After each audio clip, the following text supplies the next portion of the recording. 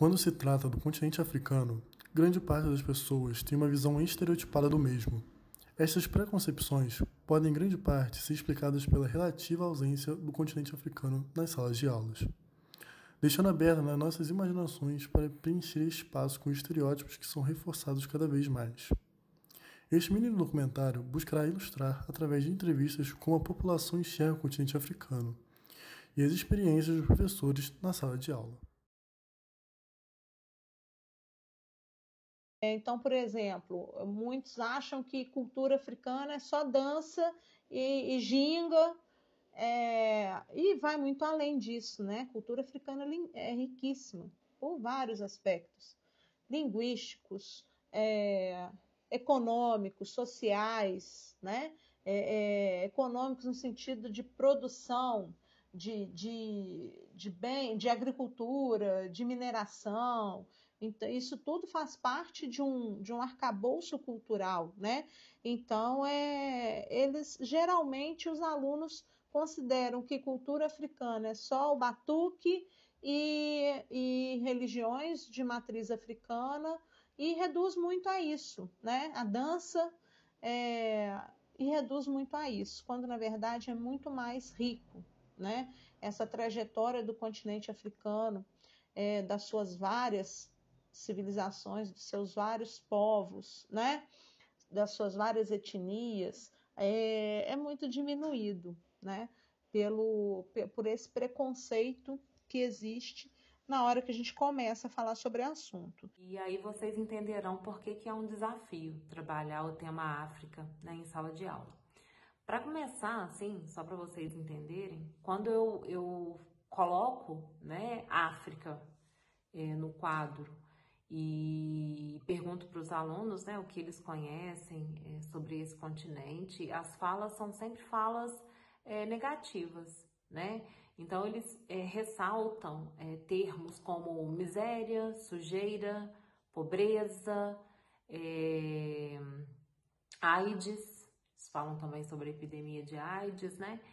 E aí o problema começa, né? O início do problema é que eles sabem, eles entendem que a maior parte da população do continente africano é negra. Então eles assimilam esses termos negativos às pessoas negras, né? Eu falo assim, gente, quando a gente fala de África, o que vem na cabeça de vocês? Cara, é unânime. Leão, savana, pobreza, pessoas negras, fome, desigualdade.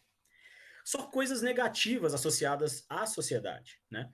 Cara, isso é muito doido, porque isso a gente vê em filme, em série, é muito imposto pela mídia, né? E aí eu fiz um trabalho uma vez numa turma de sexto ano, pegando fotos de cidades africanas, metrópoles africanas, né? Pode ser metrópoles, grandes cidades africanas, e falava com eles assim, pessoal, onde é isso? Rio de Janeiro, São Paulo, Londres, Paris, cara, todo mundo assim. Isso aqui é Paris, isso aqui é Moscou, não, é Londres, não, isso aqui parece São Paulo, hein, Joe? Cara, ninguém chegou ao ponto de falar isso fica na África. Então, essa desinformação, às vezes, atrapalha muito, cara.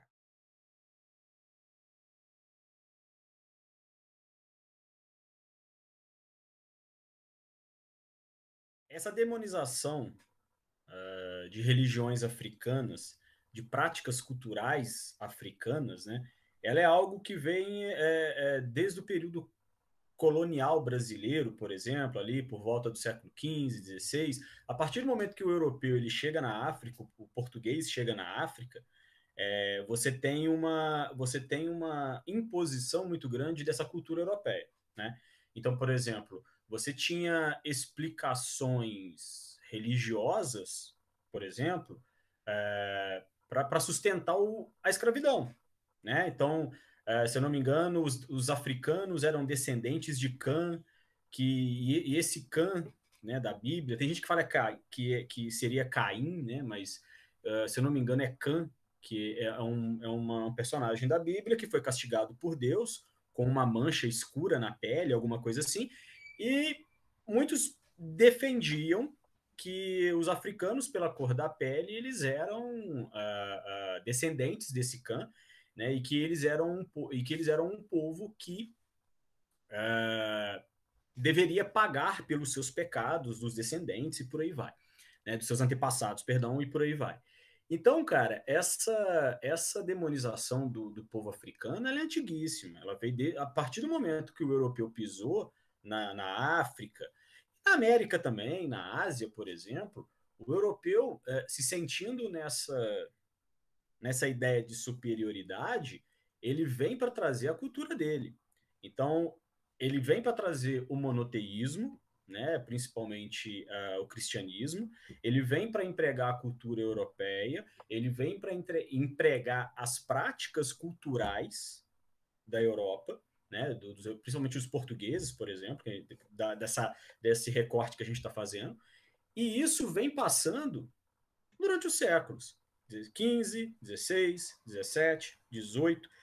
Mas você tem uma outra coisa que eu acho muito importante quando a gente fala da religião africana, que é o combate à intolerância. Todos os livros trazem isso. Todos os livros trazem isso. E eu acho isso muito importante, cara.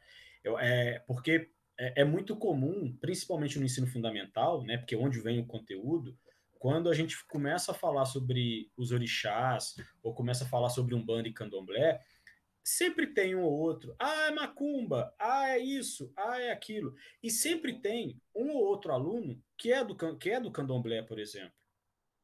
Então, sempre, esse aluno fica mais recluso. Ele fica quieto. Quando a gente vai trabalhar algumas questões em sala de aula e a mãe toma conhecimento, né? Então, por exemplo, quando a gente está trabalhando o capítulo de História da África, já vem aluno e fala com a gente, olha, minha mãe falou que eu não posso aprender isso não, que eu não tenho que aprender isso não. Então, vou pegar um exemplo, religiosidade. Não, minha mãe falou que isso aí não é de Deus, eu não posso aprender isso, né? Então, é uma questão complicada, né? Porque mexe com a fé, mas ao mesmo tempo eles têm que entender e eu tento trabalhar nesse sentido que é necessário separar a fé da ciência, o limite entre o que ele crê e o que a ciência diz sobre aquele tema, né? As ciências humanas, no caso. Te dou um exemplo mesmo. Hoje, uma aluna minha, eu falando sobre religiosidade africana e tudo mais, acabou a aula, ela me mandou uma mensagem no Instagram. Pô, Diogo, eu gostei pra caramba da sua aula. Minha mãe meu pai tem um terreiro. Meu pai tem um terreiro, fica aqui esse. Entendeu? Por que ela não me falou na hora? Tem que ser mostrado para essa molecada de sexto e sétimo ano que não tem religião certa, não tem religião correta, cada um tem a sua e a gente tem que respeitar.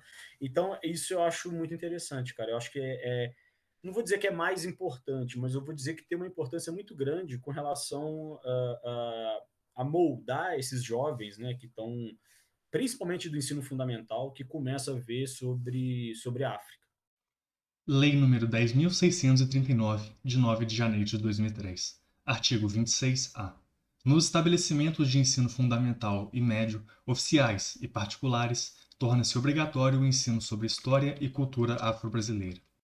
Parágrafo 1º. O conteúdo programático a que se refere o caput deste artigo incluirá o estudo da história da África e dos africanos, a luta dos negros no Brasil, a cultura negra brasileira e o negro na formação da sociedade nacional, resgatando a contribuição do povo negro nas áreas social, econômica e política pertinentes à história do Brasil. Parágrafo 2º. Os conteúdos referentes à história e cultura afro-brasileira serão ministrados no âmbito de todo o currículo escolar, em especial nas áreas de educação artística e de literatura e histórias brasileiras. Você teve a lei de 2003, né? 2003 ou 2004, agora eu não lembro, que passa a ser obrigatório o ensino sobre o continente africano nas escolas, né?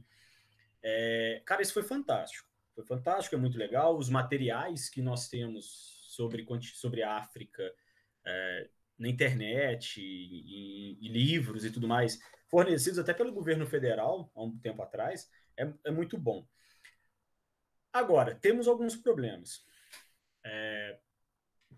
Há um tempo atrás, falava-se de África quando você ia falar sobre coisas ruins. é a escravidão, é a exploração do europeu no continente africano, é a exploração do africano no Brasil com a escravidão. Normalmente eram assuntos negativos, né? E eram também associados à Europa. Você nunca falava só da África. Você falava da Europa, você falava da África sempre fazendo associação com os europeus, né? Isso mudou de um tempo para cá, principalmente depois dessa lei que obriga, né? Não é que obriga, não vou falar o termo obriga, mas que passa a ser obrigatório, vamos dizer, obrigatório, que passa a ser obrigatório o ensino de África nas escolas. Então, além do currículo ter incluído, né, ali os reinos africanos da antiguidade, depois a África antes da colonização europeia, né, depois a gente tem ali o imperialismo, a gente tem também capítulos em que a gente trabalha os povos africanos. Todos esses capítulos estão ricamente ilustrados, com características de artesanato, com características de produções culturais legitimamente africanas, né? Não temos mais aquela visão do Debré sobre a escravidão que era usada para retratar, né, o que era o africano no Brasil. Então, eu acredito que teve uma melhora, mas ainda parte muito de nós, professores, e aí também entra um desafio que é a formação dos professores, né? Os professores terem contato com cursos de formação, com cursos de extensão que possam possibilitar, né, que possam ajudar a entender o conteúdo e trazer esse assunto para dentro da sala de aula, porque só o material didático ele não é capaz de apresentar todas as informações que, ao meu ver, né, e aí eu estou falando realmente da minha experiência, as informações que eu julgo primordiais sobre o continente africano. Então, outro ponto muito presente nas minhas aulas sobre o continente africano são mapas sobre o continente, para que os alunos percebam que não é um lugarzinho, né, que existem mais de 50 países, que existe uma infinidade de línguas, de dialetos, né, de formas de viver, e as divisões étnicas, né, elas, apesar de estarem em regiões às vezes conflituosas, elas contam muito sobre a ancestralidade do povo desse continente.